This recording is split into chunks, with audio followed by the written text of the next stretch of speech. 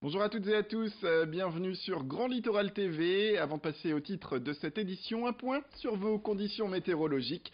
Avec un ciel qui reste plus ou moins dégagé par endroits ce mercredi sur la côte d'Opale, même si la fraîcheur persiste en ce début du mois d'octobre. L'automne s'est bien installé malheureusement.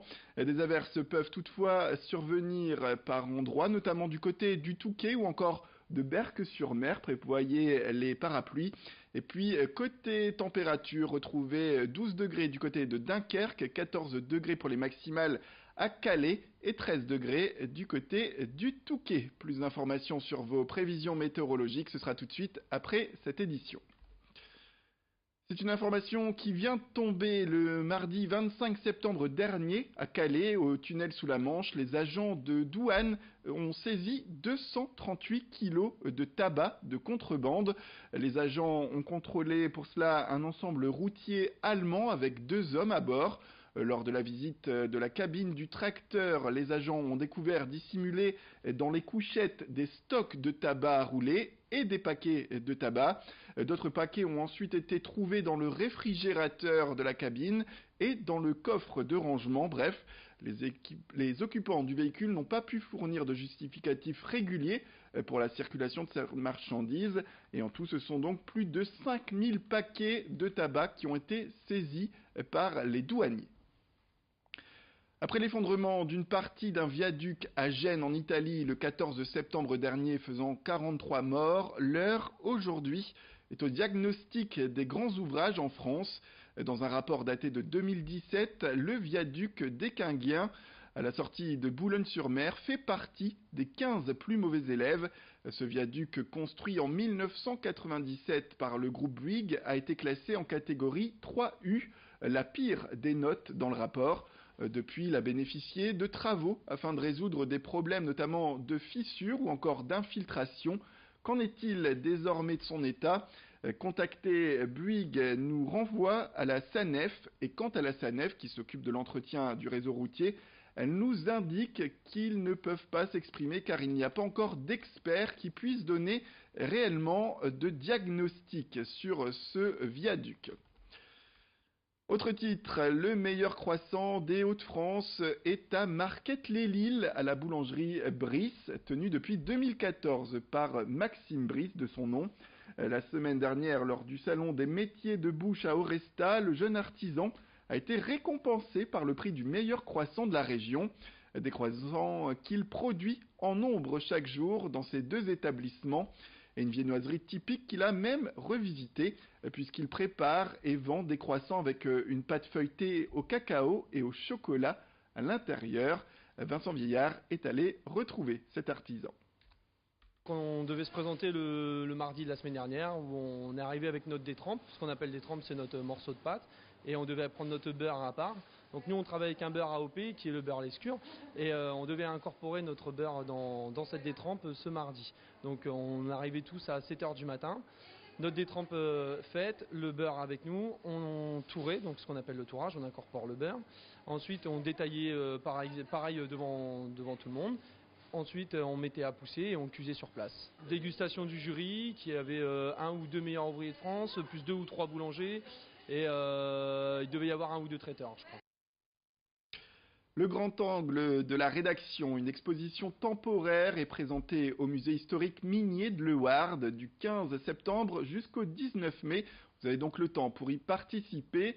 Cette exposition s'appelle Ouille Ouille Ouille. Un rendez-vous pour évoquer la thématique de la santé dans les mines, celle des mineurs et leur sécurité qui était à l'époque parfois assez mal comprise. Les thèmes abordés, ce sont les différentes maladies, autres que la silicose, la prévention, le quotidien des familles concernées par un membre mineur malade. Bref, un reportage qui vous expliquera tout avec ces images de Lucille Berthe-Constant. Entre le Nord-Pas-de-Calais et ses mineurs, c'est une grande histoire d'amour. Mise en avant par le centre historique minier de Leeuwarden, l'exposition actuelle se concentre sur le thème de la santé dans les mines. Un sujet large, Camille Benadida, directrice du musée, a souhaité présenter en plusieurs parties. Donc c'est une exposition qui se segmente en 4 sections qui permettent d'aborder différents thèmes, que ce soit les risques sanitaires, les soins, la prévention et une partie un petit peu plus large qu'on a intitulée Avoir bonne mine, qui permet de présenter tout le travail mené par les œuvres sociales et les consignes de bonne hygiène de vie qui étaient dictées par les houillères et encouragées pour les mineurs. Le but de l'exposition, présenter les maladies et les mesures mises en place pour la sécurité et la santé des mineurs. Le travail dans les mines a été vecteur de nombreuses innovations et de revendications. L'exposition Ouille, ouille, ouille rappelle que certaines lois sont d'abord nées ici, avant d'avoir été adaptées au reste de la société. La loi des délégués à la sécurité qui montre que parfois la mine a joué le rôle un peu précurseur dans le domaine de la santé, puisque dans les mines, cette loi du 8 juillet a été imposée, 8 juillet 1890, justement pour que des délégués mineurs soient présents dans les fosses. Les délégués mineurs, ce sont les ancêtres de nos délégués du personnel ou de nos CHSCT. Parmi la collection proposée, on retrouve des témoignages, des affiches d'époque, du matériel de travail ou encore des instruments médicaux.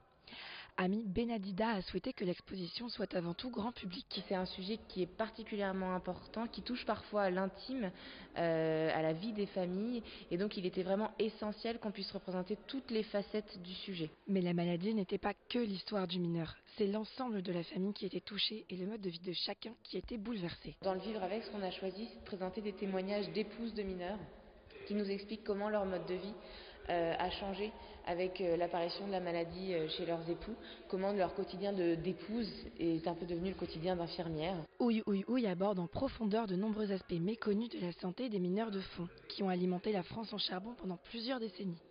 L'exposition est à voir jusqu'au mois de mai. Et on termine avec cette image, alors qu'un hommage national doit être rendu à Charles Aznavour, décédé à l'âge de 94 ans. À Ballinguem, près de Calais, l'artiste boulonnais KMU a décidé de lui rendre un dernier hommage. Mardi soir, de 10h à minuit, le graffeur a peint une fresque en noir et blanc représentant le chanteur, accompagné d'un extrait de l'une de ses plus célèbres chansons. Elle s'intitule « Emmenez-moi » et elle a été écrite en 1967. Cette initiative s'est faite dans les règles de l'art. C'est un particulier qui a fait appel au graffeur en lui proposant le mur de son garage. Le croquis a ensuite été proposé mardi matin au maire de la commune qui a répondu positivement.